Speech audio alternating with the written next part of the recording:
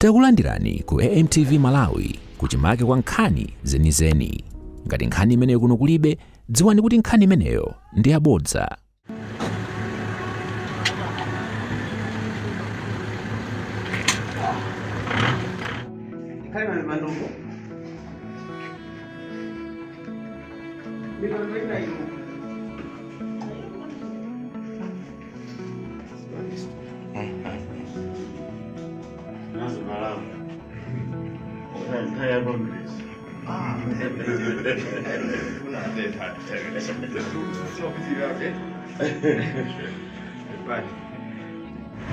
Ababa tikudusa batambala tamangira nditu ku court, Blantyre High Court, probably is Magistrate Court.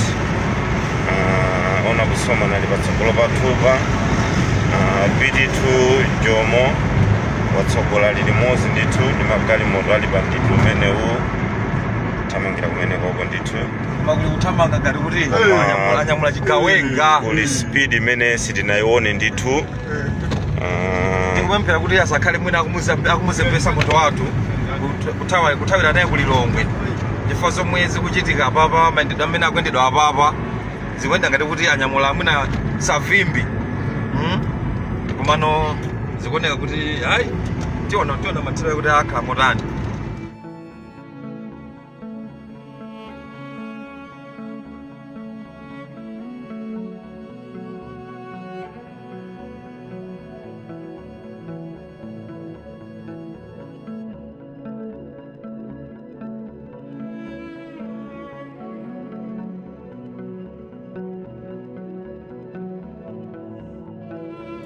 Osayiwala kupanga subscribe ku channel ya AMTV Malawi.